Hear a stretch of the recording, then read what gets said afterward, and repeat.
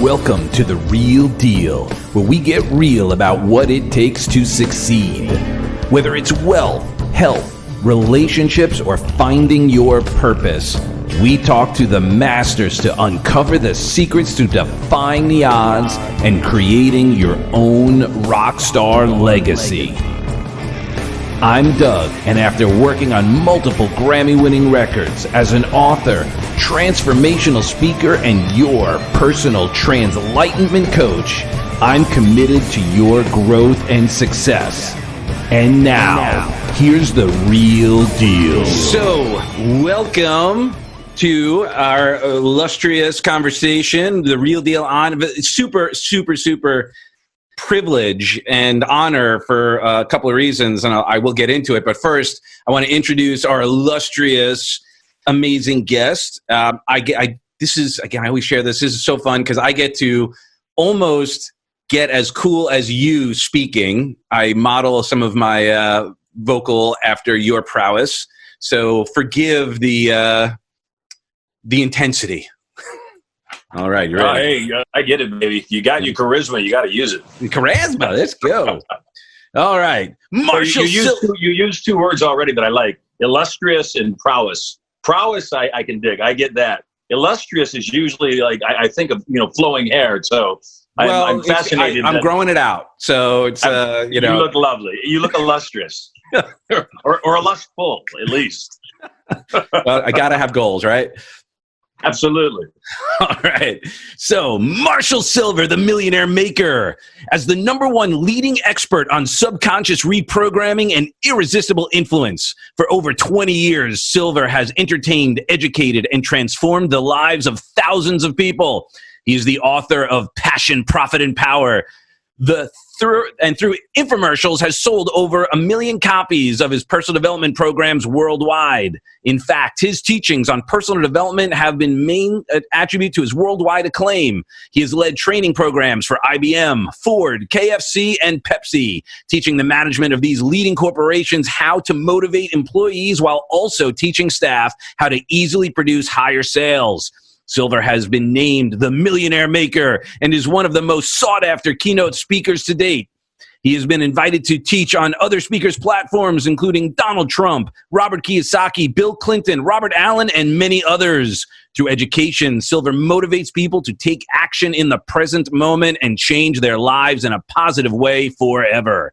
With that, Sylver was itching for a bigger challenge and is now on a mission to win a Nobel Prize for single-handedly turning around the economy of the United States.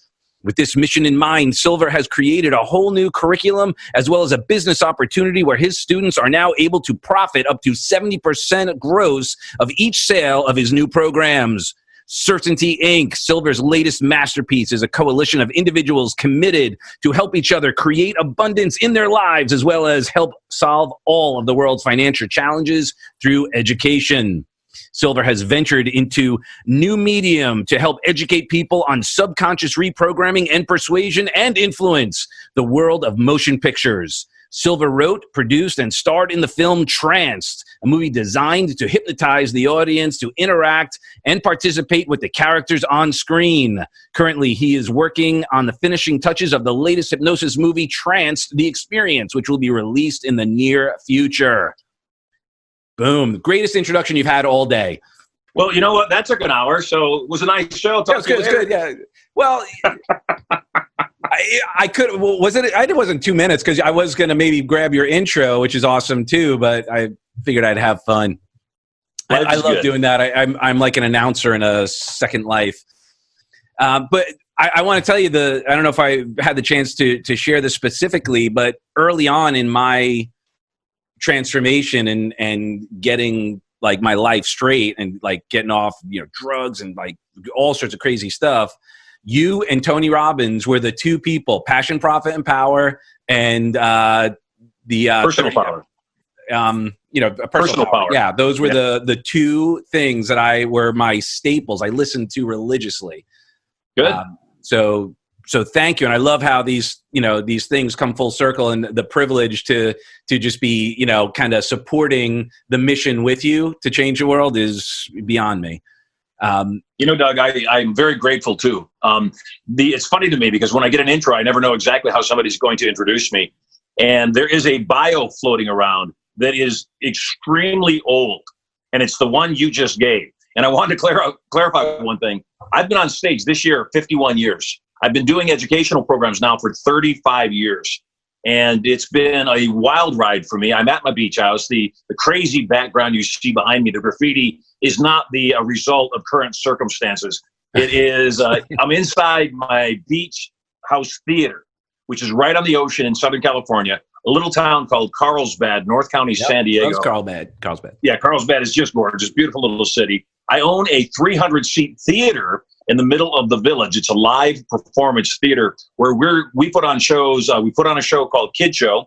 It's a magic show, an illusion show by kids. My kids, 9 and 7. It's a big grand scale illusion show, though, to teach other kids that they don't have to wait until they're adults to have their own business. And we also put on a show called The Show of Certainty. And The Show of Certainty, as you know, as I'm a hypnotist, The Show of Certainty is to introduce a technology that we've been working on for a long time called Certanology. And Certanology is the science of certainty. Ultimately, whether we get what we want or not is determined by the level of certainty with which we approach things. If I'm single and I approach a woman, it's a level of certainty that I know I'm doing her a favor by being in her presence. If I'm in a business endeavor, it's the level of certainty that I possess that determines whether or not I'll get over those momentary bumps and get on to completion of whatever the project at hand was. So, it's been very amazing to me to be in the current times that we're in. I know this show will stay on the internet for a long time, and I know that it will be viewed from time to time by people in different frames of reference. And to kind of keep things in perspective, as of today, this live program, obviously, we've had a lot of things going on. Earlier in the year, we had COVID-19. The coronavirus became an issue, in my opinion, became a strong piece of hypnosis and shut the entire economy down, not just in the United States, worldwide. Also impacted a lot of people in very negative ways in that it caused people to not be able to leave their homes for weeks, even months at a time. And my opinion from the beginning was that it was overblown. I had the virus prior to when they started shutting things down. I had it for 5 days. I couldn't breathe. I couldn't walk up the 3 flights of stairs of my beach house without being massively winded after one flight of stairs. And I'm a really healthy guy. At night, I'd go to sleep and I'd wake up 10, 20 times throughout the night, just attempting to clear my lungs. And my wife thought, shall we go to the hospital? I said, no, it's the flu. It's a cold. I'll get through it. And sure enough, I got through it. And then right after that, they started the conversations about this pandemic coming out of China. And I said, it's a flu bug. And it's not even as bad as most flu bugs. It's just a flu bug. Let it go. The challenge is, and again, I'm neither a Republican nor Democratic. I'm not even political at all. I'm a hypnotist. I view the world through very non-judgmental eyes. I see them, what I call objective reality. I see them for what they are scientifically, and then I notice what meanings people attach to those circumstances. And we are in an election year. And there is zero doubt that this entire thing was blown out of proportion because we're in an election year. And again, I don't need anybody's approval watching this show. I don't give a damn what they post in the comments beneath me. I could care less. I'm sitting at my beach house, and this is my second home. I'm with my beautiful bride who's 24 years younger than me. I've got 3 perfect children. I've made $250 million working part-time. So I'm really not going to care whether somebody agrees with me or not. The reason I say this, though, is that if you want to get attacked, have an opinion. If you want to have a really good life, though, have an opinion. And whether your opinion is popular or not, be comfortable enough in your own skin that you don't need other people's approval. So once again, getting back to the topic at hand, my opinion is that all of this was done by an opposing party to derail an already amazing economy.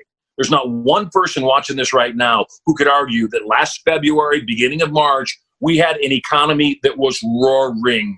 We had record numbers inside of the stock market. We had record low unemployment, record high in all areas across the board employment. We had the best economy we have seen in over 50 years in the United States. And all of that came crashing down overnight when people were able to promote through mainstream media, which is 100% controlled by a particular party. They were able to cause everything to crash overnight to show, oh my God, it's not going to work. We were coming out of this COVID-19 nonsense. We were coming out of this when suddenly this incident with with George Floyd came up. And again, regardless of what the actual circumstances are, and I'm not going to get into those details, there is no point ever where one person should inflict their person on another person, particularly to cause violence or death. And so that's not excusable. What's also not excusable, though, I know this is not usually the nature of your show, what also, though, is not excusable are the reactions from that. Unfortunately, police officers kill people from time to time. It happens. And I happen to be a big fan of the boys in blue. I'm a big fan of service people. I'm a big fan of firefighters, EMTs, police officers, anybody that would put their own lives in harm's way to protect me. Do I think there are some bad apples? Yeah, they're human beings. It's impossible not to have bad apples. Do I think they should be held to a higher standard? Yes, they should be. At the same time, one person's bad action does not justify another person's bad action. And right now we're seeing a lot of bad action going on. We're seeing rioting, we're seeing looting, we're seeing arson. And I still think that all of that is convoluted. I think it's orchestrated. I think it's massively planned. I think it's overwhelmingly organized and really strongly funded. It is not grassroots. It's not local communities alone. It might be partially. It's not local communities alone conducting these horrific attacks. Last night in Las Vegas, a police officer was murdered. Another person was shot and injured that may end up dying. It's not acceptable. And again, as a public figure, as a fairly visible public figure, I put my reputation at stake to say, I believe that it is orchestrated. I believe it is a minuscule amount of people conducting these bad acts of rioting, of looting, of committing arson, of committing murder. Protesting, having an opinion is not violent. It is having an opinion. Protest is a discussion.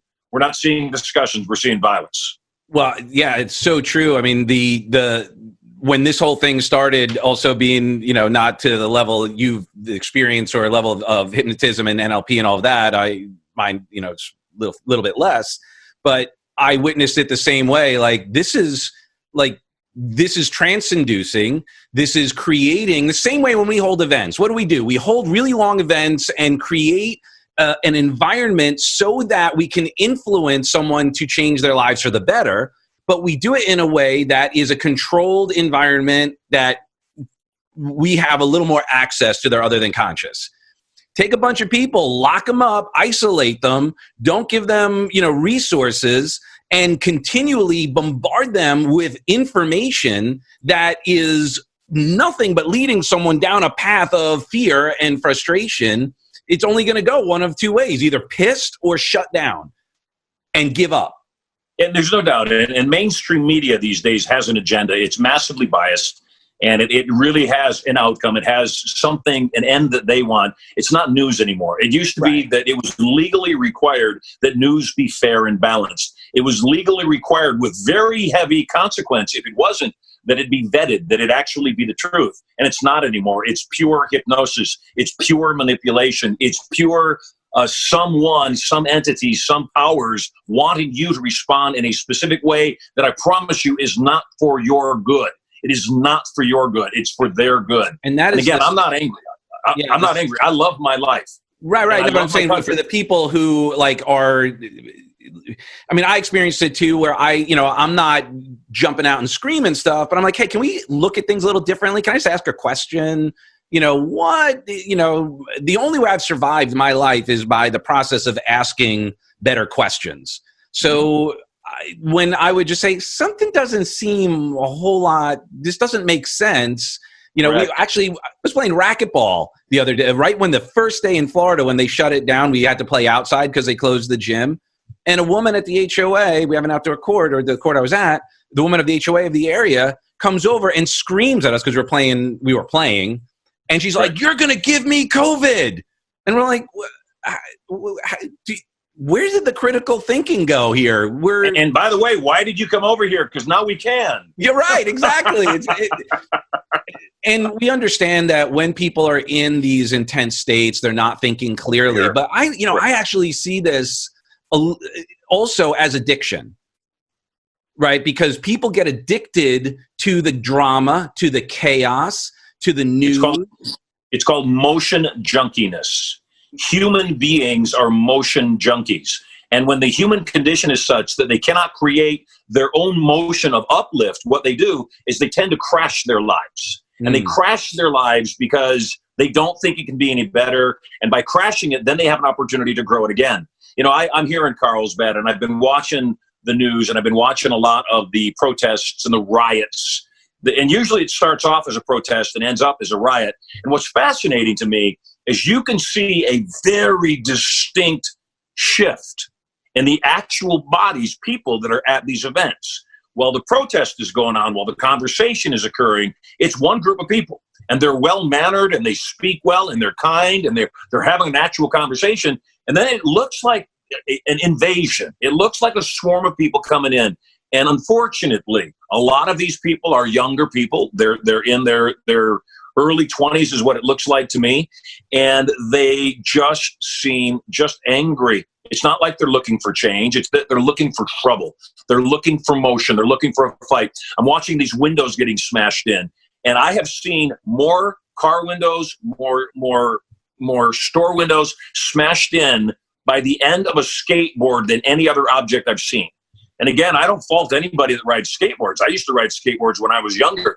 The point in all this is if that's the people that are doing this, I promise you, if my kid at 20 years old was smashing through windows because they were angry, not at the person whose window they were smashing through, they were angry at some other person some 2,000 miles away that had already been arrested and already been charged, and I saw my kid smashing in a window, I don't care if my kid's 20 years old, I'd grab him by the ear, I'd pull him back home, I'd lock him in my room.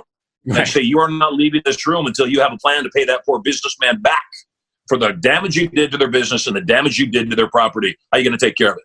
And I think, again, that's what's missing is so many people are afraid to have an opinion. I'd be fascinated to see what the remarks are, you know, on this conversation, on Facebook or whatever social media you put it on. I know the majority of people feel like we do. The majority of people, in my own belief, again, if you are a cop that goes over the line and hurts somebody or is too rough or kills somebody, you are guilty and you should be treated accordingly. In fact, you should be held to a higher standard because you took that position. 100%. If you are a common citizen and you go smash somebody's window, you go loot somebody's store, you go destroy their lives, you should be held accountable. And I think that's the biggest thing that people are afraid to do is hold themselves accountable. They want to point, they want to blame, and they just want to they want to be victims rather than victors. Well, because it's easier, right? It's easier to join a coalition of victims. And I'm not, look, I understand the pain and I understand the frustration that and I guess I didn't even at first see it as a race thing because I didn't know the guy's history. So it's like I saw one guy kill another guy, totally uncool. Like that guy's got to pay. And let's talk about that. Stood around watching it. Let's talk about that. There are more white people per volume, number of white people. There are more white people on an annual basis killed than black people, than Hispanics, than Asians. That said, there are more white people in the United States than there are black people or Hispanics or Asians. That's a fact. Except we can't escape that white people get killed by cops, black people get killed by cops, Asians, Latinos get killed by cops, people get killed by people. It's a fact. My own opinion is people that continually raise the issue of race are racists. There's no difference. You don't have to tell me the man was black, he got killed by a cop for me to feel enraged. He got killed by a cop. Was it righteous? Should he have died? I've watched the video. If what I'm watching is real, and I question even what I'm watching as being real. If what I'm watching is real, though, no, that man never should have died. He should have been in the back of a cop car 1 minute into it. Yeah, I didn't get exactly. It was disgusting. Like, why would anyone be like? What was the even purpose of that? But then when I watch this all happening, I see the people who benefit from it. It's the news agencies because they have something to basically broadcast and have people tune in. It has all of that fodder going on, and I feel like the only people who are really suffering are the average person who are either being, impacted on either side. But it gets so Machiavellian, keep us divided so that we can't. And I'm not trying to. I'm not diminishing. There's no way I could understand the Black Lives Movement or what they go through, and I never really experienced it to a huge degree. So I mean, I was abused by, like, I was the metalhead, the dirtbag, the whatever, but it's all relative. It's just, I can't understand it. And then when I see it, and since I don't feel that way, then I just see people everywhere in pain. Yes. I have been jumped 3 times in my life. I have been jumped and I have been beat up 3 times in my life. Once when I was 17, once when I was 20, and later in my late 20s. And all 3 circumstances, I was jumped by black men. I don't hate black men. I've got black friends. I don't see the color thing. I was jumped by 2 guys when I was 17. I was jumped by 2 other guys when I was 20. I was beat up in a parking lot and robbed, in my late 20s. My house was broken into by a black man in fairly recent times, one of my homes. I don't see it as a black man, a person. That guy broke into my home. Those people beat me up in a parking lot. The fact that they were black was incidental. It didn't mean anything. And that's what we've got to get to. The fact that a cop hurt somebody, no, a cop didn't hurt somebody. That guy hurt somebody. And so when we can stop generalizing people, when we can stop taking a look at the world and saying, okay, cops are evil, freak that. Cops are good. They put themselves in harm's way. They dodge bullets. They walk up to give somebody a speeding ticket. They don't know whether they're going to die and not see their family that night. I have the highest respect for that. I have the highest respect for anybody. My head won't grow hair. Because of that, there are certain judgments people have of me. When I was young, we were dirt poor. We were the poorest family in our neighborhood, in our entire community. And there was a lot that came with being that poor. There was a lot of judgment. Smart people, though, don't lay down and let that define them. Smart people say no. Yeah, I may have been the poorest person in my neighborhood, in my entire county for that matter, except look at me now. I'm not gonna play victim. I'm not gonna sit back. I'm not gonna complain. I'm not gonna whine. I'm gonna use it to my advantage, and I'm gonna say, aha. You take a look at a lot of the highly successful people of other ethnicities other than, Anglo-Saxon, other than white. And there's so many people in sports, in entertainment, in politics, in every area of anything in the world, there's zero limitation. And so to keep coming back to that distinction for anybody, that's where racism lives. Racism lives in people who have to continually talk about it. No, I refuse to be defined by any of those things. Please let me be defined by my fruits. Let me be defined by my contributions. Let me be defined by the things that I can get done without paying attention to how anybody else judges me. And when I stop worrying about what other people are thinking about me, guess what? I'll stop judging them too. Yeah, and so that element of personal responsibility, I feel like, has been missing and it transcends race. This isn't a race thing. It's not. Our mission is to help people take control of their lives, to add value, to create energy that is uplifting, that is positive, that is all that. And that's where the resistance is. I mean, it's so crazy. You've seen it. In order to hire, someone like you, someone like me, it requires funding. It requires money to come to an event, to do all of that. And you've seen people, they'd rather buy a big screen TV to watch the crap news than invest in themselves to then better themselves, to then help other people and all of that. And that's where certainty comes in. That's where certainty comes in. They don't know. I have 10 siblings. And like I said, we were dirt poor growing up. This is my beach house. This is my vacation home. My main residence is in Las Vegas, 17,000 square feet. We fly back and forth between the properties in a private jet. I travel all over the world in private jets. My family does what they want to do when they want to do it. I've got 3 perfect children that were born at home via hypnosis, in the bathtub, no drugs, no pain, no doctors. My beautiful bride, like I said, is 24 years younger than me, which clearly makes me a really good hypnotist. And the thing that I know is that I designed my life. I decided, how do I want my life to be? And then rather than saying, gosh, sure hope I can, I said, no, it's done. I'm going to begin with the end in mind. How do I create target-rich environments? Now, one thing I know for sure, I saw a black man. I want to say that he was black just for the sake of the conversation. Whose business, he was a retired firefighter, and he had a bar in Minneapolis, and they destroyed it. They burned it to the ground. And I'm thinking, how in the world is this getting any kind of justice for the poor man that died? How is this helping anybody? It's not making any point other than the people that burned it down and robbed him of all of his liquor are criminals. I think that given the choice between doing the right thing and doing the wrong thing, I think most people would do the right thing. The challenge is often the right thing is harder. And so they rather just do the easy thing, which is go loot, go steal, go buy the big screen TV, sit down and, space out for the weekend. And I got to tell you, if you'd be willing to do the right thing for an extended period of time, everything becomes the easy thing. And that's the only thing I want to keep telling people is that if you do the work now, as you sow, so shall you reap. What you plant grows. And if you'll do the hard work now, everything gets easier. My heart aches for other people in these times. Obviously, my wife and I, my family, we are well-to-do. We're at our beach house, for God's sake. Our other home, 17,000 square feet. We have plenty of stockpile. I've got 6 months of survival food in both locations. We've got plenty of non-survival food and water stocked in both locations just for these circumstances. We're able to weather not working for a couple of months, 3 months, 6 months. We're able to weather that. The majority of the population cannot. And my heart aches. And that's the reason, I've been to the point of people beating me up online and being massively, bad-mouthing me and abusing me online when I say, I tell you what, if you don't want to leave your house, you stay home. Everybody else that wants to leave and wants to risk, frankly, because they probably have to, let them go, let them risk. They're not killing you. They're being responsible for their own lives. You be responsible for yours. We'll all do fine. It's to the point, even like with what's going on with the rioting and all the unrest. Again, I'm a card-carrying Second Amendment member, and I believe that you need to be able to protect yourself. And I was chatting with somebody about the Second Amendment, and they said, no, that's to protect you from the government. I said, no, that's to protect you from anybody that would do you harm.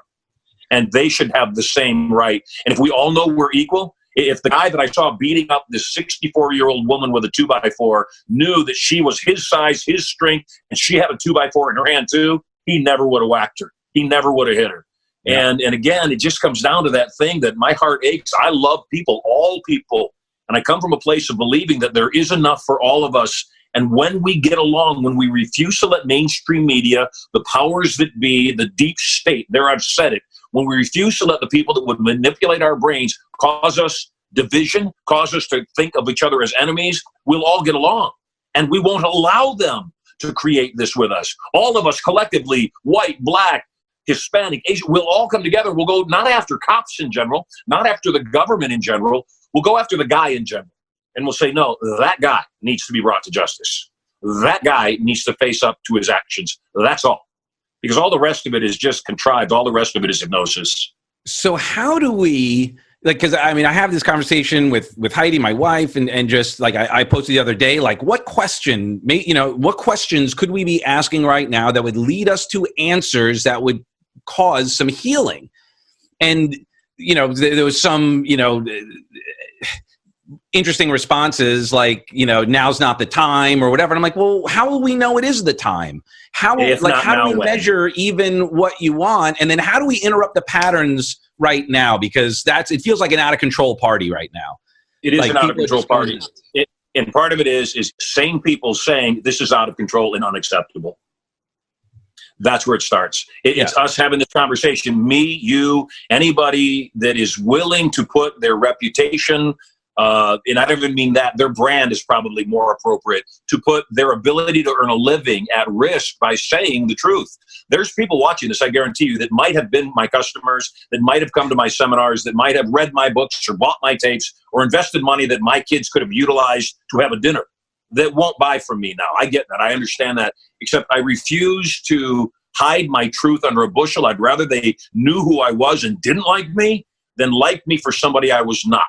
Right. And what I mean by that is when enough of us can have this conversation, again, I was beat up 3 separate times, jumped 3 separate times in public. I have 2 scars on the back of my head where the first time when I was 17, they broke a broomstick over my head twice, knocked me unconscious twice. And it was 3 black guys in a Jack in the Box here in San Diego. I don't hate black people. I don't dislike them at all. I don't even equate, like I said earlier, that experience or the other 2 experiences to a race. I equate it to the 3 guys that jumped me. That's all.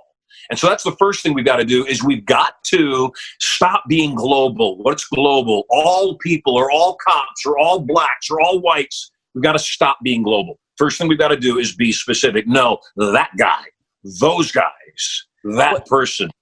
And that comes to like that conversation of celebrating individuality and acceptance. Like it's not, we're not in a competition. It's like we're human beings together. And I know like, I don't want it to sound like, spiritually hijacking the conversation and like taking a turn to go like elevate, because it's a genuine kind of thing. Like, well, how do we create the equality that we're looking for if we don't accept that we're already different and we can't be identical? We're not drones. We're not wearing, the same uniform. We all need to celebrate our uniqueness.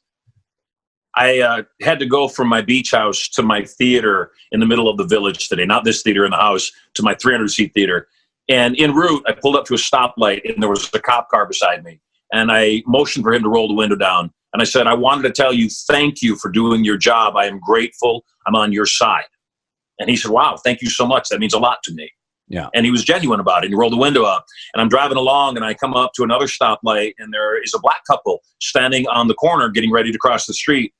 And I rolled down the window on the passenger side where my son was seated and I leaned out and I said, I want you to know I'm on your side. I appreciate you. We're in this together. Yeah. And I rolled the window back up and my son looked at me. He said, whose side are you on? It sounded like you told them both you were on their sides. I said, I am, son. Yeah. I'm on everybody's side. And I pray they're on mine too.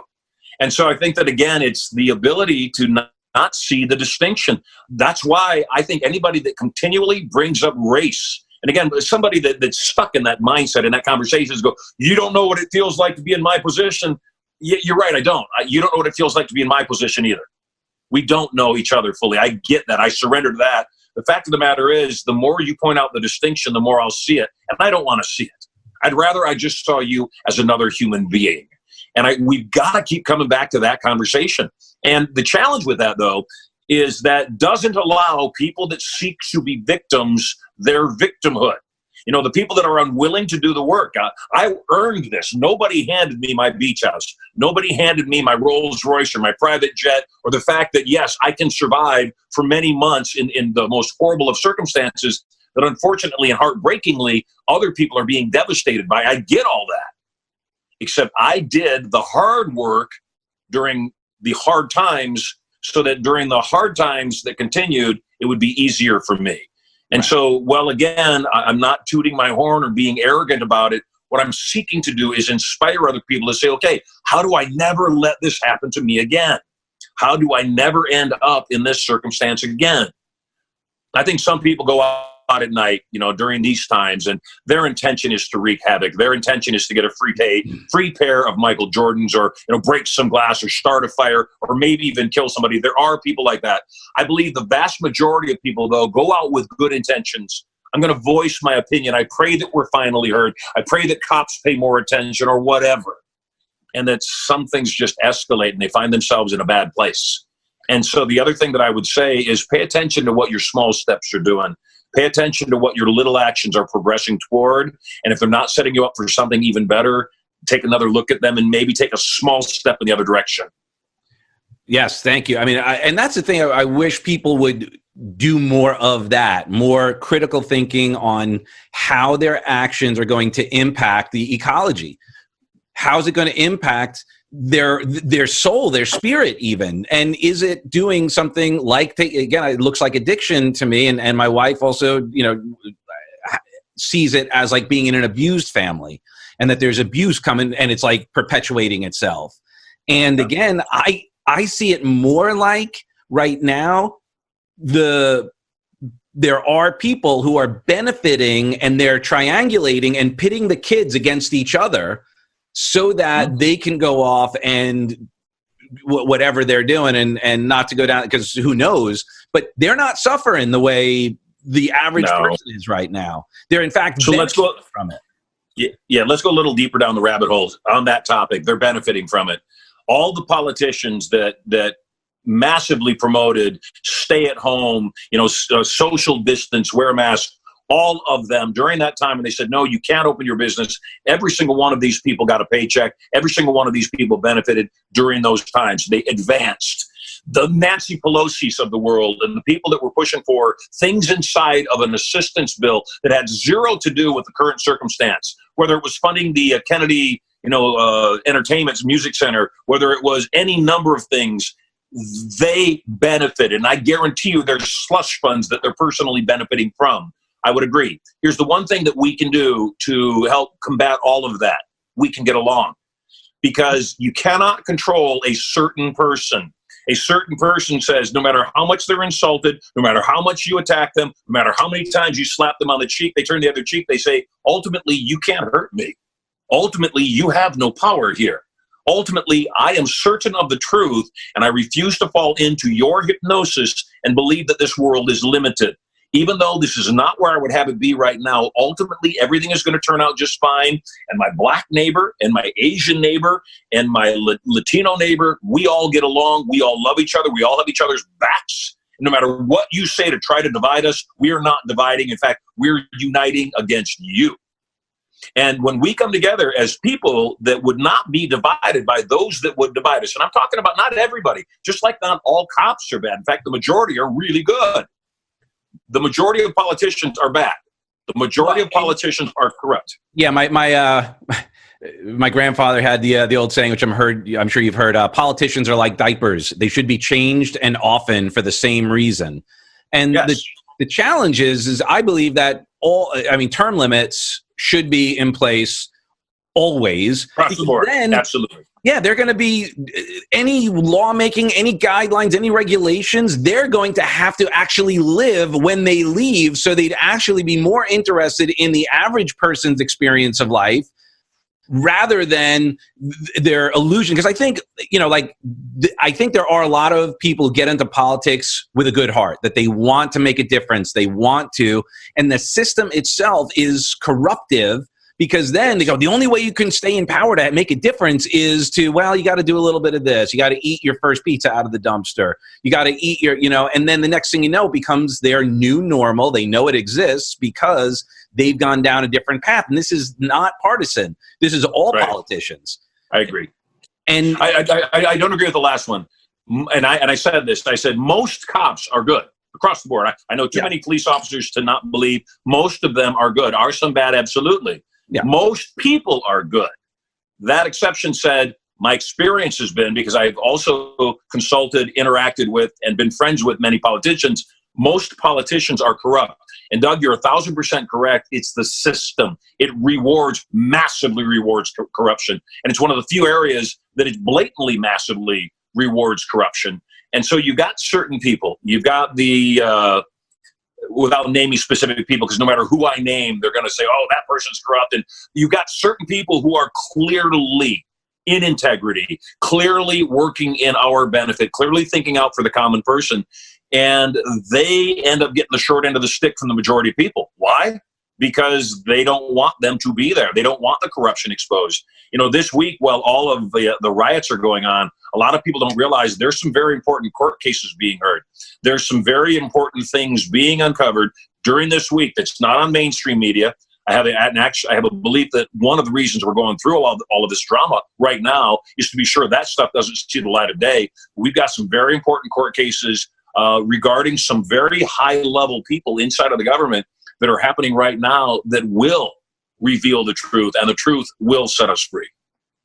Well, yeah, the biggest thing that I'm hoping for is that we all can come to a place to go, you know what, maybe I was wrong. And then that's a smart person. That's a smart person that can say, number one, I don't know, maybe I was wrong. And that's okay. Only an idiot holds on to an opinion after they realize they were mistaken. Right. And what I see so many times is people doubling down instead of going, well, let me see your side. Hold on. Before I double down on this, because, full disclosure as well, I don't belong to the NRA, but I had a permit in New York and now in Florida. And I don't believe that the NRA is sitting on the sidelines going, it would be great if we could arm people so they could kill each other. Like, they're not thinking that. They have their belief that that is a way that we can protect ourselves.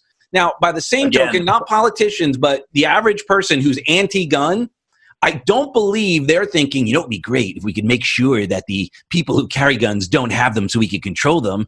They're saying, I don't want to get shot. So we both want the same thing, safety. We disagree maybe on how we achieve that, but we got to start with what we want and be on reasonably the same page. We both want to survive. We both want to be happy, healthy, and so forth. We could disagree on how we get there, just like not everybody wants to go into personal development to make a living. That doesn't make either of us wrong to do it. It's just our choice. It's the metaphor that I mentioned earlier. I watched the video during the riots of a mid-60-year-old, fairly slight woman, very, very petite woman, and 3 thugs in masks were beating up her husband with a 2x4. And she was doing her best to try to stop them. And again, what can she do? She's 5 foot. They're 6'2". She weighs 90 pounds, dripping wet. They weigh 280 pounds with a 2x4. And they're going after the husband, and she's just trying to get him to stop. And finally, they've had enough, and they take it on her. If she had been 260 pounds, if she had been 6'2", and she'd had a 2x4 in her hand, they would have hesitated to come after her because things were equal. And that's the thing for me is just, again, if things aren't equal, yet we can view each other as equal and say to ourselves, you know what, I wouldn't want somebody beating me with a 2x4, therefore I'm not going to beat anybody with a 2x4. And healthy people say that. Without having to say that, we believe that. That's in our soul and in our DNA. Golden rule. There is unfortunately a portion of the population in the world, in the universe for that matter, that they want to take advantage. They want to have an upper hand. They want people to be defenseless. They want to be able to catch people in the shadows, in the alleys. And you've got to be vigilant. And at the same time, though, we have to fight for the fact and understanding that the only people, I love cameras. I think every single cop on the planet should have a camera. I think every single public space should have a camera. And the only reason I'm okay with that, I don't do anything wrong. The only people who don't like cameras are people that do things wrong. If you come to my homes, every single one of my properties, there's a camera in just about every room. So if you bring the wife, make sure you angle it properly because we resell those videos. Okay, good. But just so you know. Do we rev share? Oh God, no. That don't be crazy. It's my house, my camera. The thing that again, I tell people though, if you don't want somebody to know what you're doing, maybe you shouldn't be doing that thing. And if everybody were held personally responsible for all of their actions, the world would be a better place. And I'm willing to be responsible. Do I muck it up? More than most. Have I made mistakes? Do I have regrets? I do. And at the same time, though, I rehearse my life, I review my life, I revise my life so that I can get better and better each step of the way. My wife that I'm married to, I was married twice before I met my one true wife. And I'm glad that I was, because my first 2 marriages, the distinctions in them helped me to realize what a healthy marriage can look like and what it's supposed to be. My bride, we've been together for almost 14 years now, and she's perfect. She is a goddess. She is the most amazing human being I've ever known, the best decision I have ever made. My 3 children, they're perfect too. And again, I know it's kind of sappy, except I wouldn't have raised the children that I've raised in my early 20s. I wouldn't have known. I know now. And so the key for anybody that's watching this video, the key for any of us living right now is let's get better. As a society, let's get better. As a planet, let's get better. And right now, we are not getting better by allowing people to do what they're doing. Yes, policemen, politicians, hypnotists, DJs, seminar leaders, you name it. We should all be held accountable. The challenge is you don't hold somebody accountable by committing a greater crime. And that's what's happening as more and more crimes are going on. I don't think the officer leaned on George's neck and said, I'm going to kill him right now. I don't think that was the case. I think he went too far, and in his head he thought, I'm just going to subdue him, and then what happened. These people that are going out to loot, these people that are going out to set fires, these people that are robbing, these people that are killing, that's their intention. They're doing it intentionally. That's the distinction. And in my mind, those crimes are worse. Well, yeah, and it makes me think of almost like when you talk about your children, like if we were to look at this as a relationship and as that, it's almost like watching, because I know I was not the best kid, that maybe when I was 17 or 16, I was pissed off. I was an angry young man. Thanks, Billy Joel. And maybe, yes, maybe I would have been you just aged yourself. Yeah, I know. Yeah. It's funny, when I met Billy years when my first career was in the music industry, he came to the studio. Richie Kanata, it was a sax player with Richie, and he owned the studio. And he comes in and he meets me and blah, blah, blah. And Doug, D-U-G. He's like, if my name was Doug, I'd spell it like that too. That's cool. I don't know if you're just, being nice. But I feel like, man, it's almost like a little bit like a maturity thing. Like, is it just that we've gotten so used to, like we have a bunch of what's your name from drawing the name from Charlie and the Chocolate Factory. What was her name? The one who got everything she wanted. I know who you're talking about. Yeah. So she gets what she wants when I want it now, right? Veruca Salt. And it's like we've been so conditioned to getting what we want when we want it that we don't feel like there's a conditioning going on in trance that, well, if I want to make a phone call, I make it. I don't have to get out of my car, find a payphone or any of those kinds of things. I can just turn on the TV. There's no delayed gratification, which again looks like addiction, and it looks like a toddler. And I'm not... Right. I'm not minimizing and calling anybody toddlers right now. I'm just looking at it going, well, okay, let me call them toddlers then. Okay. Let me call them immature. Let me call them spoiled brats, because that is what's going on. My children, we're wealthy, and I tell my kids no a lot, and I tell them no a lot for their own health. And I'll tell them no if they're misbehaving even slightly. I'll say no. And if they throw a bigger fit, I'll say no next week too. Then. No the following week too. No for a while until you can figure out how to accept no and still be charming. So what's so interesting is that we have this cognitive and emotional dissonance happening, where I think the average person, the smart person, even people who are in doing that, would agree with what you just said in how they handle maybe their children.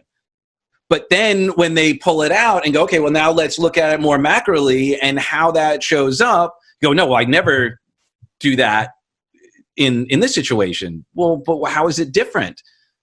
It's a normal cause and effect conversation. If you do this, then you do that. You know that if you do this and you don't, and this will happen, and you don't execute what you say, like if you say, oh, no TV next week, or no whatever next week, and then you give it to them next week, now they know, oh, all right, that rule doesn't apply. Right. No, it's consistency and predictability. And again, our president is talking about bringing in the military. That the National Guard doesn't seem to be effective in stopping the riots and stopping what's going on, the looting and the arson. And he's been talking about bringing in the military, and he's gotten a lot of pushback from people. Oh my God, it's a military state, and how could you do that? Given the choice between arson and looting and murder and having to worry whether or not the alarm that just went off is somebody actually breaking into my home and I need to grab my gun to protect my family, and knowing there's a military presence that is keeping everybody behaved. During the time of the lockdown, we didn't have any Antifa. We didn't have any civil unrest, none. Everybody was in their homes and everybody was behaving. If somebody asks me, which would you choose, the rioting, the looting, the arson and the murders, or stay home? I'll stay home. I'll just stay home. Now, of course, I don't want that to be the choice either. I want to get back to our life as we know it and as it's supposed to be. And it will return. Some people are going to, they call it the new norm. I call BS on that. No, there's no new norm. Do we evolve? Yes. Will I still go out with my family? Yes. Will we still be able to swim in the ocean and play and have freedom and not have to look over our shoulder? Yes. The challenge is that most people do not take responsibility for what's going on in their world, and therefore they'll never get what they want. And unfortunately, they hang out with others who think the same. So, and that's another thing which I found very interesting on social media as an example, when people will say, F this person, F that person, and if you don't agree with me or you support that person, defriend me or I'll defriend you. And I'm like, well, now you're creating a bubble. Now you're not even going to have an opportunity to see another point of view, which then it's becoming tribal. Like now it's like, now we're having to pick like sides, like Lord of the Flies. Like, why are we having to, I thought we were beyond that. I thought we were like, we talk about being woke, yet here we are, having the opposite. Yeah. And it's I guess the emotional, the spiritual, the logical dissonance to me is very frustrating because and again, that's why it looks like addiction. When someone is active, they're not thinking, right? They're getting all the dopamine from doing all the craziness or getting a rush, and they're high. Yeah, it comes back again to what I mentioned before. I'm in the middle of a conversation with you. We disagree. We're both adamant. It starts to get a little bit heated. And then all of a sudden you say something that I know is true. Most people would hold their side of the argument, even when they realized they were wrong, a little longer just to test it, just to validate. Me, the moment you say something and it occurs to me, you know what, I may be mistaken or I may be out of line, I go, you know what, Doug, forgive me. You're right. No, I'm wrong. You're right. I will be in a circumstance with my kids, my wife for that matter, my staff for that matter, and I'll realize that I misjudged the circumstance. I overreacted or I wrongly reacted. And the moment I realize I did, I don't wait till tomorrow. I don't wait till things cool down. If I yell at my child or I reprimand my kid and I realize that I didn't see things the way they were supposed to be, I immediately say, forgive me. I was wrong. I didn't view this right. I never should have said that to you. I never should have seen the world that way. Please forgive me. And I ask them to forgive me to put the power back in their hand. Mm-hmm. And I don't have ego attached to being right. I'd rather be happy than right. I'd rather be rich than right. And I think that's what's going on right now is you've got so many people that are broke financially, emotionally, spiritually. They're so broke. They just want some place in their world that they can find other people near them that will agree with them, that are also broke, that are also, frightened, that are also angry by choice, that they can identify, they can have that community. And I got to tell you, there is a community of angry, broke people that go out and loot buildings at night and start fires and hurt innocent people. It's a small number of people, number one. It's a small, very small community. There's also a more loving community that won't break into your business, that won't loot your home, that you don't have to worry about killing you. Because if the person you're hanging out with would kill the other person, they'll kill you too one day, given the circumstance. And that community is not as easy to get into because that community requires trustworthiness. That community requires that you contribute something to it. That community requires and expects you to measure up, because not expecting you to measure up is an insult and bad for you. Except I promise you in the long run, that community is better. It's the same thing I explain to my kids all the time. I realize you may not like me right now, and I'm cool with that. I promise you I love you. Here's the reason I'm doing this. And in the end, when you realize I had your best interests at heart, you'll love me too. And I'm okay to wait till that time happens. Dude, I think that about my dad too. I grow up and we did not get along at all. And I look back and I told him, like, look, I wish I listened to some of the stuff you told me because you were spot on. Not everything. And maybe it was delivery and maybe it was all that. And it was because I was a teenager and that's what teenagers do. And, the thing that, like you shared earlier, the idea, if we could just come from a place of assuming the best of somebody, and then also asking, what do I want to experience right now? What do I want to feel? If I don't like how I'm feeling, what you shared earlier, and I know it's what you teach, is what I teach, is what meaning am I giving this situation right now that makes me feel so negative, so angry, so sad, so whatever, and what am I believing in order to feel this way? And then question it. Just simply question it. Is that really the way it is? Beautiful. And I think that, obviously we're sooner or later coming to the conclusion of this conversation. Yeah. And I want to kind of put some things in perspective. When COVID happens, everything happens for a reason and it serves us. We've got to come from that point of view. And so when COVID happened, I'm in the live events business. I own a theater. We do entertainment products. I do live seminars all over the world. And when I was told you can't hold live events right now, I said, okay, what do I do? And I stopped and I said, all right, I'm going to do some private consultations. And I took on a number, and I still have a couple of slots open, private consultation clients where I'm consulting with them remotely and changing their lives, helping them do the same thing, make sure that they can operate their businesses remotely. So I pivoted a bit. I reinvented a bit. I changed myself up a bit. We've got to be willing to do that. One of the other things that came from that, though, is I said, I never want to be in this position again. So I am also training consultants. I'm training trainers.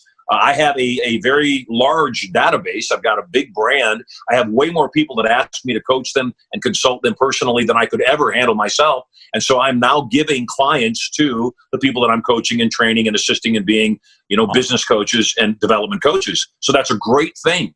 So out of COVID came a reinvention by me that helps me not only create massive passive income for me, also helps me to passively assist people that I could never have helped before. Number one. Next, this thing came up with George Floyd and all of the riots and all of the things that are happening here. Well, number one, COVID simply vanished. The fact that we had to wear masks, gone, apparently. The fact that we have to be more than 6 feet away from each other, gone. Social distancing, gone. They can't go back and argue that anymore. Not after this period of time where all the rioting and all the assimilation of bodies has occurred. They can't tell us that, if you assimilate, you're going to die, because we're not dying. It's not going to happen. We realize that whole story is out the door. It was malarkey to begin with. It's gone. So on the other side of this thing that's going on, the looting and the rioting, and on the good side, protesting, what's the good stuff from this? Number one, we are once again woken up to the fact that we are in this together. We must focus on us together. And what that means is no matter what my opinion is, can't burn down my neighbor's house or business. I can't loot their place. I cannot do things that would set them back because it's in my neighborhood. It's only going to devalue my home. It's only going to make my life more miserable and more likely make my neighbor want to come do the same thing back to me. And so in the midst of all this, I believe we as a country and we as a greater planet, we as a greater universe will have to once again look at each other. It's kind of like two countries that go to battle and they battle and they battle and they battle till they run out of resource. And then they finally just say, you know what, let's just shake hands and get along. Yeah. My God, what would have happened had you shook hands and gotten along when your countries were flourishing? How much better would it have been then? And so I think that is what I want to come out of this, is I want people to have this conversation, to not have a conversation about racism, have a conversation about connectedness, have a conversation about strategic alliances. How do we get along? I don't care whether your head grows hair and my head does not. I don't care whether this person over here has boobs and I do not. I don't care whether this person is tall and I'm short. It doesn't matter. We're in this together. You watch the Star Wars movies or the Harry Potter movies, and you see all these different types of beings, and they're all getting along. And they're all just accepting of the fact that there are different types of creatures in our world. There are different types of creatures in our world, and we can all get along. We all have gifts. We all need to focus on the goodness. At the same time, whether it's Star Wars or whether it's Harry Potter, there is a distinction between good and evil. And that is the only thing I think people should make a distinction about. They should make a distinction about, is this person operating with my best interests at heart? Are they operating with our best interests at heart, meaning both theirs and mine? Or are they purely selfish? Are they sociopathic? Do they not give a damn about me? Could they care less whether I starve in my home for 2 months and then my home is broken into and I've got to, try to protect a business that was already about to fail? Those people don't care about you. You are not obligated to care about people who don't care about you. You are not obligated to protect people who would not protect you. There's a book by a woman named Ayn Rand, and she wrote both Atlas Shrugged and she wrote The Fountainhead. She wrote a book that a lot of people haven't read or don't know about. It's called The Virtues of Selfishness. And what the book boils down to is one thought. And it's the idea when you're flying commercially where the flight attendant gets up and says, folks, we're about to take off. In the event of a loss of cabin pressure, oxygen masks will drop down from the ceiling. Please place your mask on first, then assist the person beside you. Well, you've got to put your mask on first, because if you don't, and you attempt to help the person flailing beside you, if you don't get their mask on in time, you both will run out of oxygen and you'll both die. So even though they're flailing, it won't do you any good to help them. You've got to help yourself. It's not bad. It's not selfish. It is self-preservation, and self-preservation is a good thing. So right now, if you're watching this, preserve yourself. Be diligent. Be very, very vigilant.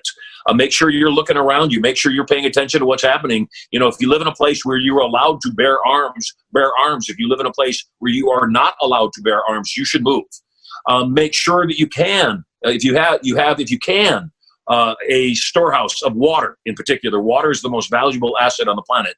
Make sure you have some food stuff stored aside. Make sure you have an exit plan. If you know somebody could potentially break into your house, what is the streamline to get out of your house through another exit? Do your kids know how to get out? Do your family know how to get out? Does your family know how to get out? Do you have flashlights? Because cowards usually operate in the darkness. Do you have flashlights nearby so that you're able to maneuver and get around? Do you have clothes that you can put on? If you happen to sleep naked or in minimal amount of clothing, can you throw something on? If you are in business, can you figure out ways to create massive passive income? Can you figure out alternative income streams? Can you figure out how to create relationships with people that could assist you, that would assist you, that you've assisted in the past, that have your back as much as you have their back?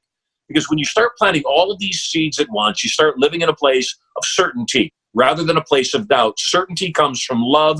Doubt comes from fear. Love is an expansion. Fear is a contraction. You must live in that place of love, in that place of expansion, and recognize that everything happens for a reason and it serves us. Finding your life less than perfect is a waste of your time, and all you can truly do is deal with what emerges.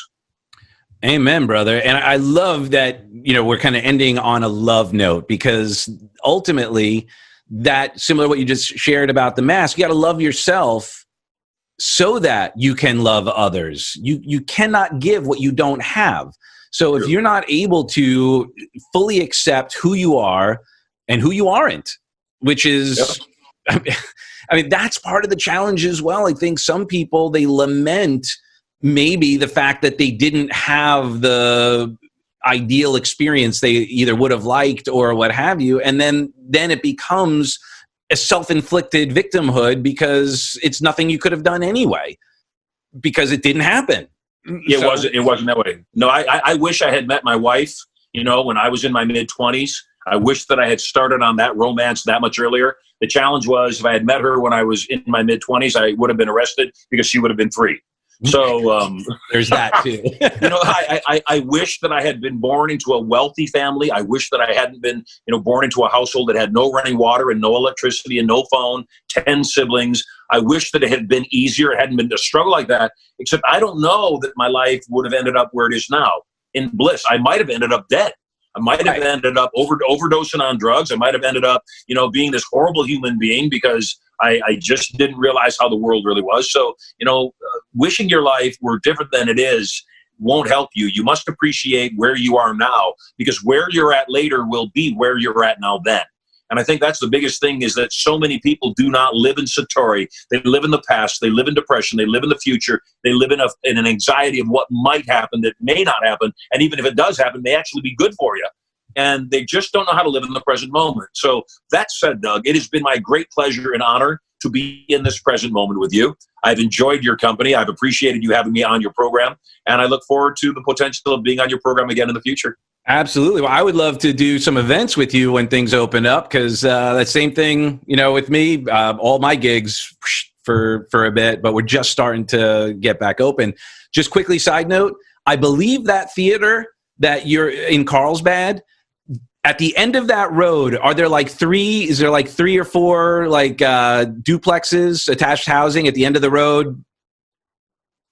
We are right in the very middle of Carlsbad Village. But does that road go perpendicular to the beach? Does it go end down at? It goes north. It goes north and south. It's on a street called State Street. The theater was built in 1927. It is one of the original buildings built in Carlsbad Village. It's a 300-seat theater. It is, like I said, when it was built, there was nothing around it. That's how I know it was one of the original buildings. Well, I think I lived there on that street. At the end of the street, is there a little fresh market that goes on Saturdays at the end of that road? On Wednesdays. On Wednesdays. Every Wednesday. Yeah, we lived there. Yeah, there's a farmer's market. Yeah, we lived there, right? And we would get fresh fish and get sushi every week. We lived there for when I was on the road with Tony. And that was our... Very cool. That town is a beautiful, beautiful town. Love it there. Yeah, we love Carlsbad. Yeah, awesome. Well, dude, thank you so much. I love you for who you are and who you aren't. And Is there anything you want information to leave so people could learn more about Certainology and what you're working on? Yeah, anybody can drop us a note, Lance at certaintyinc.com. He is my customer service manager. They can drop him a note and say, hey, I saw this interview with Marshall and Doug, and Marshall said that when things opened back up and he was doing his Turning Point seminar, that he would comp us 2 tickets worth $3,000 a piece to come out and hang out with him for 3.5 days, 2.5 days rather, 3 days, and learn some really cool stuff. So if they want to check it out, Lance at certaintyinc.com is the way to get an email to Lance. Tell them I was on the show, offered the tickets up. And if they just want to find out some more about me, they can go to Sylver, SYLVER.com. Check it out and learn some more about what I do when I'm not hanging out at the beach house in my theater. Awesome, brother. Well, thank you so much. I look forward to seeing you again, working with you on changing the world 1, 2, 3, 12 people at a time, millionaires at a time. Let's create a movement that is enlightening. Sounds awesome, brother. Oh, right. There you are. Now I can see you. Okay. but check out these. Look at those headlights. Those are badass. Right on. Hey, you're loved, brother. I'll talk to you soon. You got it, man. God bless. Thanks. Bye for now.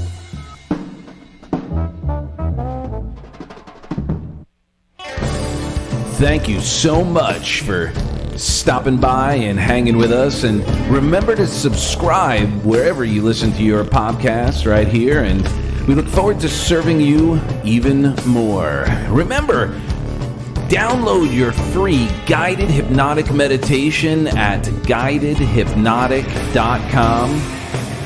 That's guidedhypnotic.com, where you'll get your free anxiety-busting meditation. We look forward to serving you, and if you have any questions, comments, please feel free to reach out. All right, we love you for who you are and who you aren't. God bless.